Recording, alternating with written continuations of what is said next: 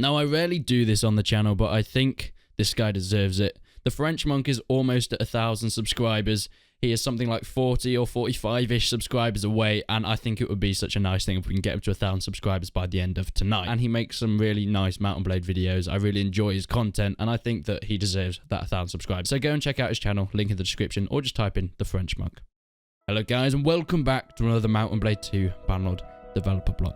In this developer blog, we'll be talking about crime and what can happen if you don't obey the law in the world of Calradia. It's a little bit different to Warband, and it's a lot more fleshed out than I actually expected when I read this developer blog. I thought this would be quite a small developer blog with not much more new information, but actually there's some quite exciting things that you can expect from this. First off, players of course are able to perform a variety of different actions that are considered illegal in Calradia. But these can range from a lot of different things. That isn't just crimes that you can do that will, decrease your relations over time, and it's just one set type of crime.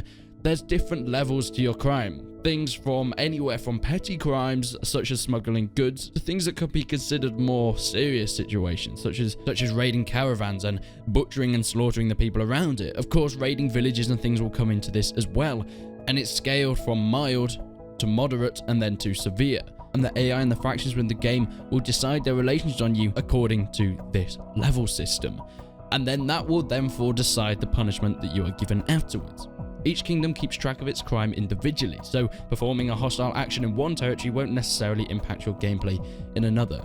So let's say against the Battanians you raid their villages and kill their caravans. That does not mean that the Vlandians are gonna hate you, but make sure you don't cross the border and do the same there, because then you can have a lot of issues in different parts of the map. And if you have a lot of issues in different parts of the map, there's going to be very limited places for you to do things, and I'll get into that a bit later, what this can actually limit you in the game, because you're going to have to watch out what crimes you do, because it will stop you from doing some of the things that you might want to unless you're able to resolve these crimes. Now, how does actually the game work out your crimes in terms of how severe there is? Well, there's a numerical value that is added and attached to each committed crime. Like I said, this is based on its severity from mild to moderate to then severe. Petty crimes, like I said, smuggling goods, and maybe stealing stuff from people or doing some gang work in the area. This can probably disrupt some of the villages or the city's workings, and you probably will be punished for it, but it's not necessarily a bad enough punishment to stop you from ever committing those crimes again.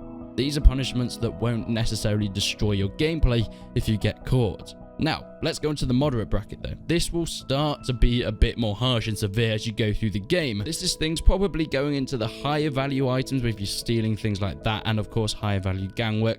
I don't know if it's quite up to the raiding and caravan butchering quite yet. I think that's probably more in the severe area, but the moderate bracket will definitely still make you a wanted person. You won't be able to enter settlements and territories if you commit moderate acts of crime in the separate faction territories, because you'll be considered an outlaw. If you try and recruit from a village, they'll probably just say no, or they might even try and hunt you down. Of course, there will be people that will try and stop you if they can see you as an outlaw, but there are also ways to get around this later on, which I find incredibly cool, of secret ways to get into the villages and ways to get around you being an outlaw. But what if you commit a severe crime? What if you are seen as a great threat to peace and stability of the realm? Well, there's going to be some nasty punishes for you. I expect this is a lot of things like being executed, fined, jail time for a long time, depending on quite how severe your severe crimes are, if that quite makes sense. But I expect if you continually do the worst crimes, you will be executed eventually. And that will probably be a terrible ending to your game in Calradia, as everyone expects to die on the battlefield in this game, but that's not the only way you can actually lose this game and then have to carry on as your kin. You do also have to pay. For the smaller crimes, there'll be things like fines, which you'll be able to pay off if you have the money, and maybe if you don't have the money, you'll be put in jail for some time. But you can actually use this money for things other than just paying off the lawful side of the crimes. Let's say you do a crime that's quite bad, but you have a lot of money. There are ways you can get out of this. For example, you can afford to pay off some people. But sometimes money won't be enough. And if you can't afford to pay full stop, then there'll be things like, as I said, being executed or being put in prison. There's some bad punishments for you if you don't have the money to pay off, and that's just the unfair world of Calradia. But what happens, you may ask, if you actually are a vassal in this kingdom and you commit crimes? What happens if you're higher up? Well, it's actually what you might expect. you can have some influence over people, maybe you can get some charges dropped. However, you have to watch out for this, because if you try this too often, fellow lords might see this as a dishonorable action, and that can make them shun you, push you away, and eventually even kick you out of the faction or wage war against you. If you're the ruler of the faction, then you have infinitely more power. You can completely ignore these charges for as long as you like if it's in your own faction and kingdom. But saying this, do watch out once again, since your villages, the people under you, won't like this. Happiness will drop. You won't be able to get as much resources. People won't want to trade with a dishonorable king or kingdom. And of course, your lords might turn against you and not be very happy with you. But as I said, money is still a big factor for the criminal system.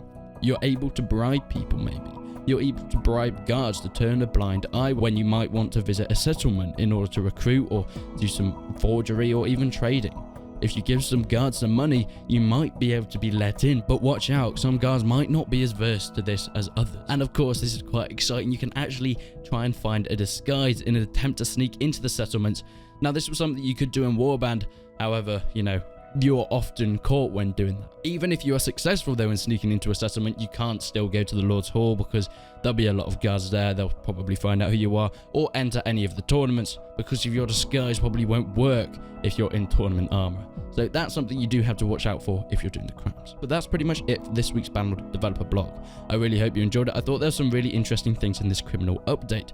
Make sure you go and subscribe to the French Monk. Let's get him to 1,000 subscribers. I think, as I said, I haven't really done shout outs before, because I don't feel like my channel really suits shout outs, and people often ask me for shout outs, and if you ever ask me for a shout out, I'm just going to say no, because I'm only going to shout you out if I think you actually deserve it, and I've only done this like once or twice before. But thank you so much for watching, and until then, I will see you, and subscribe to me in the next one.